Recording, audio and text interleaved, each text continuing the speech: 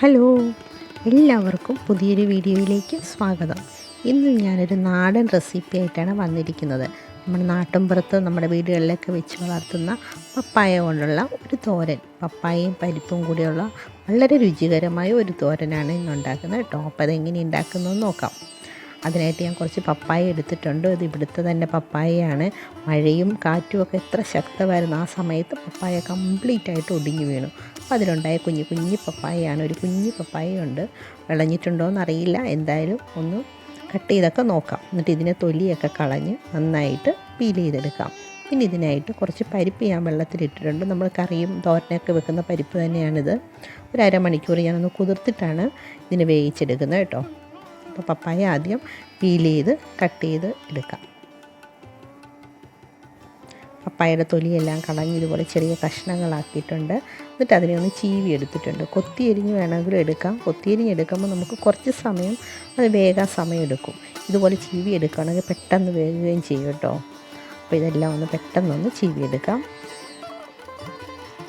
ചീവിയൊക്കെ എടുത്തിട്ടുണ്ട്. പിന്നെ അതിലേക്ക് കുറച്ച് മഞ്ഞൾപ്പൊടി, ഒരു കുഞ്ഞു സവോള ചെറുതായിട്ട് അരിഞ്ഞെടുത്തിട്ടുണ്ട്, 2 പച്ചമുളക് ചെറുതായിട്ട് അരിഞ്ഞിട്ടുണ്ട്. കുറച്ച് എരിവുള്ള പച്ചമുളകാണ്. ബാക്കി കുറച്ചുകൂടി പച്ചമുളക് നമുക്ക് അരപ്പിനകത്തിടാം. കുറച്ച് കറിവേപ്പില, പിന്നെ ആവശ്യത്തിനുള്ള ഉപ്പും കൂടി ഇട്ടിട്ട് നല്ലതുപോലെ തിരിഞ്ഞ് ഞാനൊരു 15-20 മിനിറ്റ് അതിനെ ഒന്ന് മാറ്റി വെക്കുകയാണ്. ഇതിനകത്തൊക്കെ നിറയെ വെള്ളമുള്ള ഒരു സാധനമുള്ള പപ്പായയൊക്കെ. അപ്പോൾ അതിൻ്റെ വെള്ളം കുറച്ചൊന്ന് പോകാൻ വേണ്ടിയാണ് തിരുമ്മി മാറ്റി വെക്കുന്നത്. ഞാൻ കഴിഞ്ഞ ദിവസം ഒരു താള് തോരൻ വെക്കുന്ന ഒരു വീഡിയോ ഇട്ടിട്ടുണ്ടായിരുന്നു കേട്ടോ. അതേപോലെ തന്നെയാണ് ഇതും വെക്കുന്നത്. അതുകൊണ്ട് ഞാൻ ഡീറ്റെയിൽ ആയിട്ടൊന്നും പറയുന്നില്ല. അപ്പോൾ എല്ലാവരും ഇതൊന്ന് കണ്ടു നോക്കുക. ഇഷ്ടമായെങ്കിൽ ഒന്ന് ലൈക്ക് ചെയ്യണം കേട്ടോ.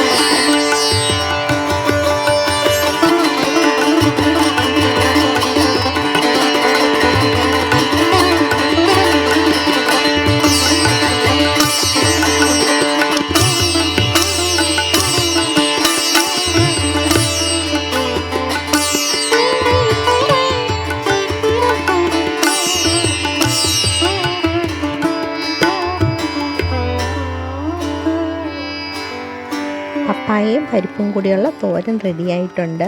വളരെ സ്വാദിഷ്ടമാണ്, ഹെൽത്തിയുമായിട്ടുള്ള തോരനാണ്. പ്രത്യേകിച്ച് നമ്മുടെ വീട്ടിലുള്ളത് കൂടിയാകുമ്പം മായമൊന്നും ഇല്ലാത്തതുകൊണ്ട് നല്ല ടേസ്റ്റായിട്ടുള്ള തോരനായിരിക്കും കേട്ടോ. ഇത് ഏറ്റവും ബെസ്റ്റ് ഡയബറ്റിക്കുകാർക്കാണ് കേട്ടോ. പിന്നെ അതുപോലെ തന്നെ ഇത് ഡ്രൈ ആയ തോരനാണ് വെക്കാൻ ഇഷ്ടമെങ്കിൽ ഞാൻ നേരത്തെ 1/4 ഗ്ലാസ് വെള്ളം ഒഴിച്ചിരുന്നു. അപ്പോൾ ആ വെള്ളം ഒഴിക്കാതെ നമ്മൾ അതിനകത്തുള്ള വെള്ളം കൊണ്ട് തന്നെ തോരനാക്കി എടുത്താൽ മതി. ഇവിടെ എല്ലാവർക്കും ഒരു കുഴഞ്ഞ പരുവാണ് ഇഷ്ടം, അതുകൊണ്ടാണ് ഞാൻ കുറച്ച് വെള്ളം ഒഴിച്ചത് കേട്ടോ. പിന്നെ ഈ ഡയബറ്റിക്കാരുടെ കാര്യം പറഞ്ഞില്ലേ, ഡയബറ്റിക്കാർക്ക് ഒരു 11 മണിക്കൊക്കെ ഒരു ഇടയാഹാരം നമ്മൾ കൊടുക്കുമല്ലോ.